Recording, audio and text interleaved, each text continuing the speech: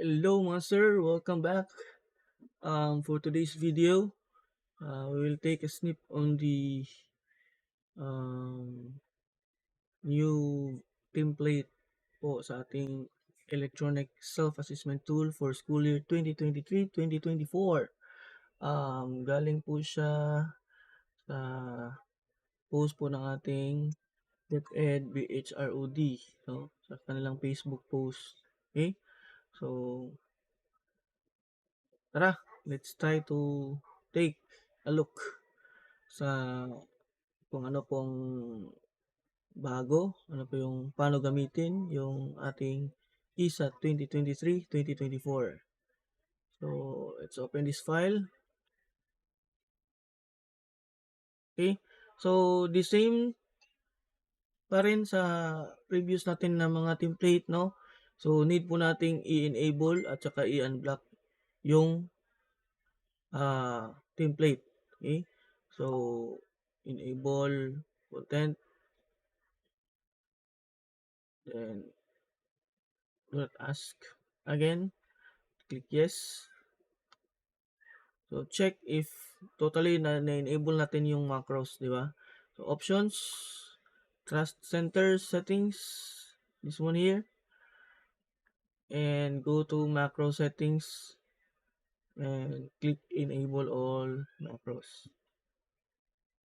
Okay, click OK, then save, then close the tool first, or the template, close mo muna, tapos, need natin i-unblock siya para totally working siya. Just like po sa ating IPCRF, IR electronic IPCRS pala, at saka yung ESAT sa last school year. Ginawa na natin yan ng video. You can check on the previous video natin.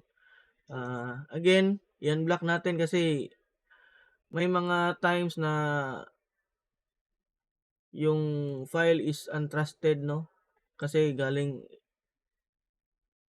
dinidetect yan ng Microsoft Office 365 or any Office versions na untrusted, lalo na pag may mga macros na ginamit or ginawa doon sa file. So, click lang natin yung file, tas right click at saka properties. Okay, so pag may nakita kayo ditong unblock, gaya nung previous version, click nyo yung unblock at saka click yung apply. Okay, so try natin yung isa, properties. Ito, i-unblock muna natin bago natin gamitin. Okay? So, unblock. I-check yung unblock. Tapos, click apply. Click OK. So, pwede na natin siyang i-open. Okay? So, again, double check yung macros if functional or naka-enable. So, trust center. Then, trust center settings. Punta ka sa macro.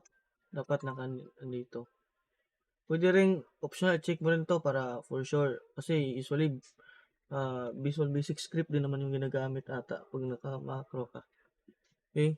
So, click OK. So, bakit ba kailangan nating i-check or i-verify kung dapat ba nating i-enable yung macro sa isang file?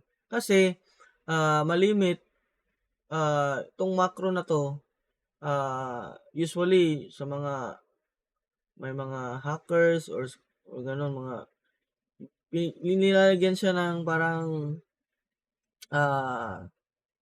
malwares, no? Access sa ating computer. Kaya baka pwedeng magka-virus or pwedeng mag-gather yung data within our computer system. Okay? So, this time, okay na. Na-enable na natin, unlock na natin. So, try natin i-check dito.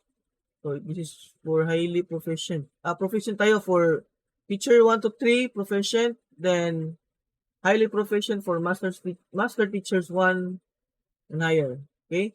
So, proficient tayo. Okay? So, ang nakakanda dito, meron ng auto-fix, no? Button. So, if ever may mga error po, i-click nyo lang po itong auto-fix. Okay? At mag-auto-fix siya mismo. Okay. So, proceed.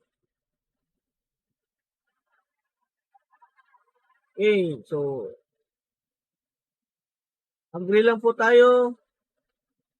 Then type natin yung region natin. Region 7. Okay, division, sige, province.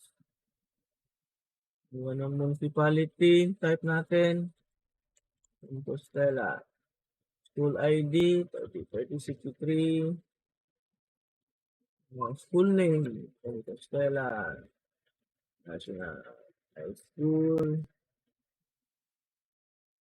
Wait lang. Okay. School type, depende sa school nyo. Sa amin, it's rural. School size namin is mega school or very large. Curricular classifications po, depende po sa settings ng school nyo. Sa amin, junior high school at saka grade 11 and 12. Ito kami, nabilong kami dito. Grade 7 to 10 at grades 11 to 12. Okay? First name. Okay, so dapat daw naka all caps yung last name, first name, and middle initial. Okay?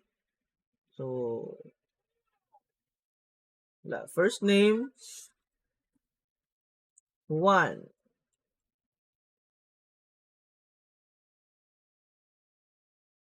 De la Cruz. Employee ID, position, just say teacher 3. Employment status, regular, permanent. Age, nabilang pa rin tayo sa 31 to 35. Medyo bata-bata pa rin. Sex is male. Number of years in teaching, 4 to 10 years. Degrees obtained, bachelor's degree. Dito isulat nyo po yung baccalaureate degree ninyo. Yung bachelor.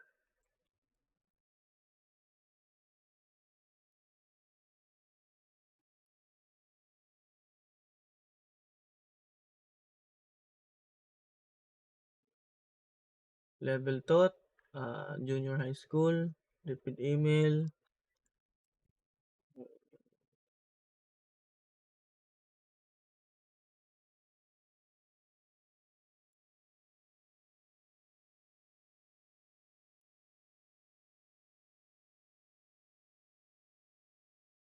Okay, so kompleto na.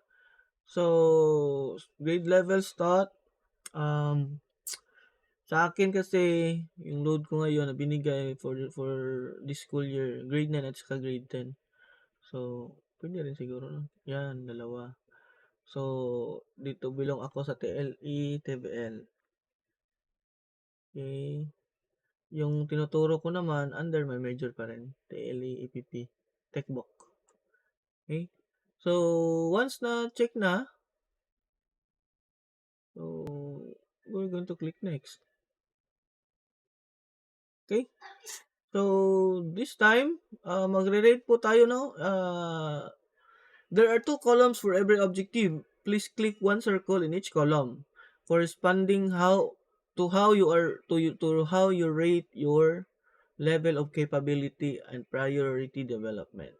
Okay, so for example, applied knowledge of content within a cross curriculum teaching areas. So if it is high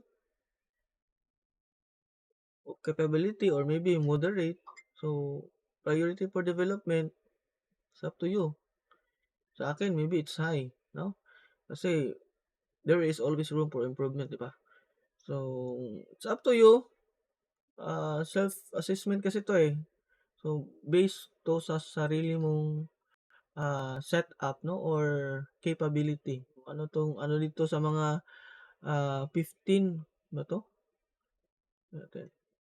Sa mga objectives na to, yung high, moderate to your capability and priority mo sa iyong development. So, this one, this one. So, dapat dapat each column meron, no? Kasi, need to identify kung anong level ng capability mo na. Tapos, Is there a need for development? So, level din, 'di ba? So, ikaw na bahala. Okey,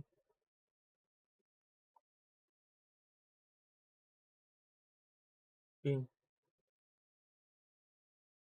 Oh, ito na. So, in this space provided, you may want to make some personal comments about your practice and objective. So, dito siguro puwede mong lagyan ng mga personal comments daw 'no?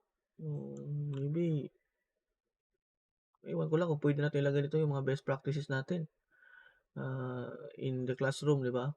Classroom teaching, in line of performing our duties and responsibilities as a teacher. So, baka puwede nating ilagay dito 'no? Maybe, di ko rin alam. Okey, kasi tina-try pa natin yung template, eh. Okey? So, once okey na, click lang natin yung next. Your input is incomplete. So, meron kang hindi nilagyan ng value. Saan ba? Ito, okey? So, dapat lahat each column ay merong corresponding value, okey? So, 'wag matakot, bumalik. Okey. So, part 3 tayo, dito tayo sa behavioral competencies. So, self-management, sets personal goals and directions need. So, check mo lang dito kung ano yung applicable sa'yo, di ba? Okay. Okay. This is only a sample, ha? Willingness. Okay. Again, this is based on your own perspective, di ba? So, kung ano yung magiging evaluation nyo sa inyong, kaya nga tinawag na self-assessment tool kasi i-evaluate nyo yung sarili ninyo, no? At saka sasagutin nyo yung mga nandito. Yun yung applicable sa inyo. Save. You have not ticked any competencies for results. Okay. Ay, cancel mo na. For result. Ito. Wala. So, meaning, pag wala, okay lang din, di ba? Kasi, baka feel mo, ay, wala naman, di naman to applicable at sa akin. Hindi ko pa tong i-overcome, di ba? So, pag mayroon, o pag applicable naman, click mo lang. Okay? Kaso dito yung software kasi, yung template, ino-notify ka pag meron kang hindi na sagutan ng mga items. Okay? So, click save. Tapos, rate password. No? Mag-input ka ng password mo. Okay? So, dapat mong tandaan yung password mo. Huwag kalimutan. Okay? Click go. Then, ito, pwede nating i-print. Okay? So, click lang natin to for personal copy to. Print natin to siya for personal copy. Okay? Ang isa-submit lang natin sa ating, I think, sa akin kasi ang plano ko dito as ICT coordinator, magpo-provide ako ng laptop each department. Doon sila sasagot lahat ng mga teachers sa isang file lang, no? So, I don't know kung the same scenario pa rin yung mangyayari kasi sa previous yung scenario kasi, isang laptop for a department lang sa amin. Tapos may software kasi na magme-merge, 'di ba? So, 'yun, hindi ko pa alam kung ano yung stay updated lang kasi pag meron ng other update, i-vi-video ko pa rin for tutorial or for sabay nating bubuksan o paano gamitin yung ating template. So, pag meron kang printer, pwede mong i-print for your own copy kasi based sa previous, di po sinasubmit yung printed copy sa ating school head or any other people, no? That is for your own consumption, okay? Ang gagawin lang natin is isa-submit natin yung soft copy sa ating, kung sino yung dini-designate po na magre-receive ng file copy, okay? Or soft copy, okay? So, click lang natin yung finish kung matapos na nating print yung, okay? Now dito natin malalaman, no, Kung gusto mong ma-view yung kuwan mo, yung file mo, at least ito, dapat natandaan mo yung password. So, code, okay, yun, babalik ka. Kasi 'pag nag-work ka sa laptop siguro na hindi ka pa nakapag-print, so pwedeng i-print ulit kung saan mo gustong i-print yung or puwede ka makapag-print, okey? So, yun lamang po ngayon mga sir. Stay tuned po sa mga updates natin, ay may nakalagay pala dito, oh, wait muna. Submit this file to your department head or school head for consolidation. Oh, okay, meron palang software nito or template na for consolidation, okay? So, again, sa akin parang feel ko individual ata 'to, hindi tulad ng dati, okay? So, kasi 'pag nag-complete na yung survey, ito na, magiging ganito na, eh. So, meaning may consolidation tool siguro na darating. Wait lang natin, ha. Don't you worry, sa next video, ife-feature natin 'yan 'pag meron na tayong nakalap na bagong, tool na magko-consolidate sa lahat po ng mga soft copy, okay? So, do not forget po to hit like and subscribe po sa ating YouTube channel para updated po tayo sa ating mga videos na tutorials po within the Department of Education. Again, bukas is ang unang araw ng pasukan. So, teachers, welcome back sa school at saka ingat palagi. Zeriaco out.